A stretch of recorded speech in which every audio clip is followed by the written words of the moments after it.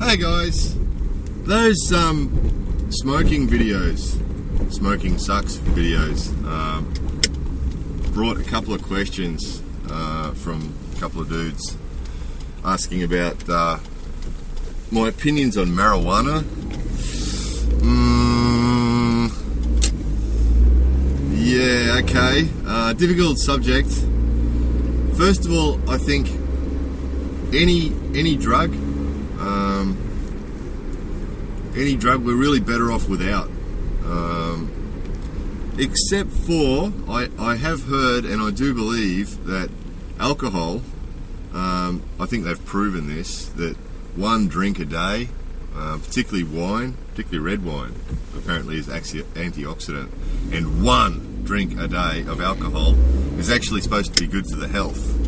So if you have one drink a day of alcohol, it's better for your health than not having any, which is interesting. And what I read convinced me of it. It's scientific.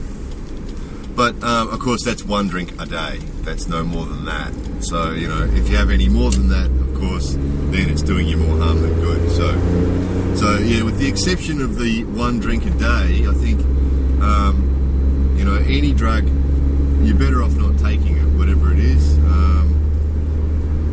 You know, I mean, if you look at, okay, marijuana, you're smoking it, which means you're inhaling smoke. You know, some people argue that, you know, unlike smoking cigarettes where you'll be inhaling 20 or 30 a day, if you're smoking marijuana, you might only smoke, you know, depending on the person, 1 or 2 a day, which is true, but you're still inhaling smoke. So if you look at it just from that point of view, you know, drawing smoke into your lungs is not a good thing to do. And I think you'd have to agree that not inhaling smoke into your lungs is better than inhaling smoke into your lungs. So there's that. There's also the point that some people, if they are prone to or have a disposition towards schizophrenia and some conditions like that, paranoia, dope can aggravate that, pot can aggravate that and send people over the edge there. Some people, you know, if they've got a disposition towards that. Probably not super common, I guess, but it happens. Probably more common than that, I think, is what it does to people's motivation. Just to a lot of people's motivation is that I think that's a bigger trap. And I've seen a lot of this. Guys. In Australia, marijuana is very common. So I have seen a lot of this where people that smoke a lot of pot, or even people that smoke pot, can have motivation problems and, you know, get up in the morning and smoke a joint and just don't do anything. Or come home at night and smoke a joint and just not do anything. Which can be a bit of a waste of life, guys. I mean, you know, to most people who smoke pot, the reaction's pretty nice. I gotta admit, I like it. It's good. Of course, I haven't done it for a lot of years because I'm old and because, well, I live in Japan, so it's not an option. So the reaction or the feeling is good, but it does tend to take away people's motivation because, you know, they find that sitting on the couch eating chocolate ice cream is enough. You know, they're satisfied doing that for a few hours. You know, and it can waste your life. It's very true. It's, you know, people they can lose their motivation and just not do stuff, and that happens, and that can be life changing. You know, when you were talking about, you know, high school people who should be studying, but instead they get stoned and, you know, don't study, or university students the same, or just, I don't know, just with life in general, you know. You know, if you weren't stoned, maybe you'd be more likely to go and do something worthwhile. You know, something physical, which would be better for the health, or something more interesting, really, to be honest, guys. You know, as much as getting stoned and sitting on the couch watching South Park and eating chocolate ice cream, you know, at the time is good, but if you do it all the time, you sort of wasting your life a bit, really. And I have seen this. I've had friends that just, you know, stoned all the time and don't do anything, and, you know, life's sort of passing them by a bit.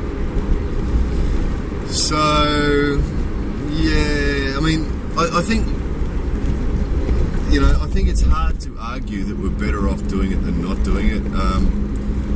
You know, the advantages of it are, yeah, it can be useful for relaxation, I guess, you know, for people that have busy, stressful lives. If it's in balance, probably like anything in life, you know, same as the alcohol thing, the one a day, it's probably a bit like that.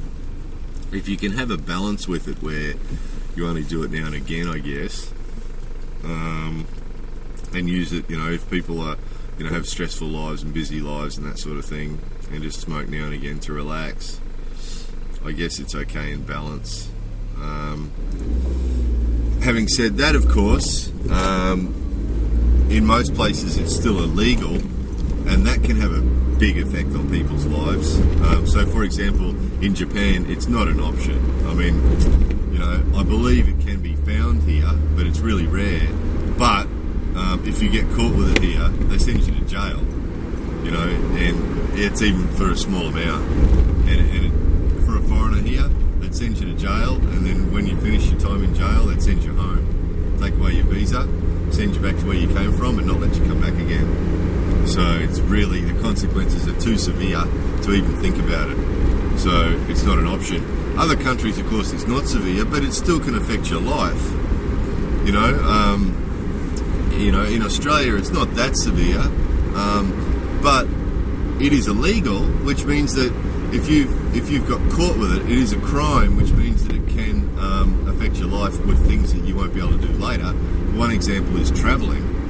You know, you wouldn't be allowed into Japan if you've got a drug conviction. So even like, use Australian law for an example, you get caught with less than an ounce and you get, you know, fined a couple of $100 and told not to do it again. But it's still a conviction, it's still a criminal conviction, which means that if you wanted to come to Japan, that could stop you. And some other countries too. Criminal conviction for drug possession is enough to stop you getting into a lot of countries. So, you know, that's a big consequence. You know, there's also lots of jobs where any sort of criminal conviction can stop you getting a job. So it can stuff up people's lives, you know, it really can. You know, if it takes away your motivation and gives you a criminal record, and it's expensive, it is pretty expensive. So if you go through a bit of it, you know, you're spending a lot of money on it. So, yeah, really, I think we're better off without it, guys. I really do. And that's the conclusion most of the people I know. I mean, when I was at high school, just about everybody did it, you know, and after high school, university time, yeah, you know, just about everybody did it to some extent. You know, some of us did it every day, other people just did it on weekends and parties and things, but it was really, really common. You know, that was late 70s, early 80s was, you know, everyone was doing it. But I found that over the years, most of my friends have given it away. And it's not just because they're old, it's because they've just sort of come to the conclusion that they're better off without it. And another interesting thing is, getting stoned and doing things can be interesting, you know. Hey, wow, man, look at that. Wow, look at the cloud, you know. And that's sort of interesting. But there is an element of not experiencing it for real. And I think that's a conclusion that a lot of people come to as well, is they want to experience things for real. So if they go and do something, or go somewhere, or do something, and they do it stoned, it's altering our perception of it, which is sort of fun. I know it's sort of fun. It's like, hey, wow, look how green that is. Wow, and look how blue. Look how colour. Whoa, you know. But later, if that was a really special experience, like some amazing place or some really special experience, later when we remember it, it's sort of clouded. The memory's a bit clouded by the fact that we were stoned. So what was real? What was that colour really like? Was that really as amazingly colourful as I remember it, or was that food really as tasty as I remember it? So I think there's an element of that too, that you know, I've noticed that all over the years a lot of my friends have stopped doing it because of that, because they want to experience the real experience without it being clouded by pot, you know. So yes, interesting. Just another one, the car too, of course. Pot sticks in your body for a long time, even when it stops, even when you're not stoned anymore. You know, it's weeks it stays in your body. So there is a conviction, obviously, a conviction for having marijuana in your bloodstream when you're driving a car is not a good one either. That's becoming an increasingly common thing that the cops will get people for. So that's one you don't want either. Driving under the influence of a drug is not good. And there's an element, you know, I've heard it said that stoned drivers are actually safer than drunk drivers because they're really careful, but that's not true. We're not, obviously, you know, being stoned while you're driving is not better than being straight while you're driving. So yeah, cars and pot is not a good combination. I'm a pilot, and they actually test pilots randomly for dope. So that's another reason I don't do it anymore, is because it stays in your bloodstream for weeks on end, and they randomly test pilots for drug use. So no pot for me, thanks very much. But yeah, guys, I don't know. You know, we're better off without it, really. As for it leading to harder drugs and all that sort of stuff, I don't think physically it leads to harder drugs. I think what happens is you're breaking the law by buying the pot, and usually the guys, or not usually, often the guys that we buy the pot from also happen to have cocaine and ecstasy and speed and everything else. So I don't think actually using marijuana leads to harder drugs physically. I think what it does is that moving in those circles.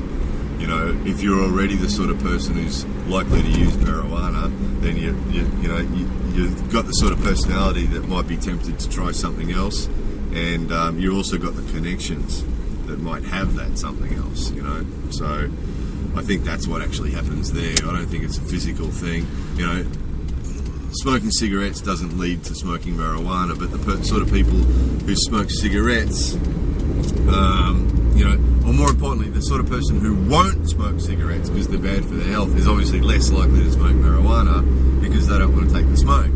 So I think it's like that. I think that a person who smokes marijuana is you know, because they've proven the statistics, right? Most people who have taken speed have also smoked marijuana. Well, yeah, you know, of course.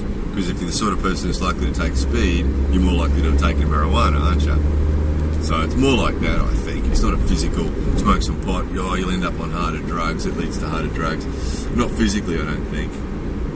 Just lifestyle, it's a lifestyle thing, isn't it? You know? So, yeah, guys. If you're not doing it, I think it's like the tobacco thing. If you're not doing it now, don't do it, basically. You know, would be my advice, because I mean that's what these guys, I think some of these young guys, you know, just want the opinion of some old dude. I know, you know, I don't expect anyone to listen, but if you ask me what I think, I'll tell you.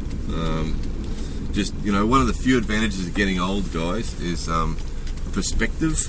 You know, as we get older, we get a different perspective on things, because you know, we've seen more stuff and we've experienced more stuff. So I hope my old guy perspective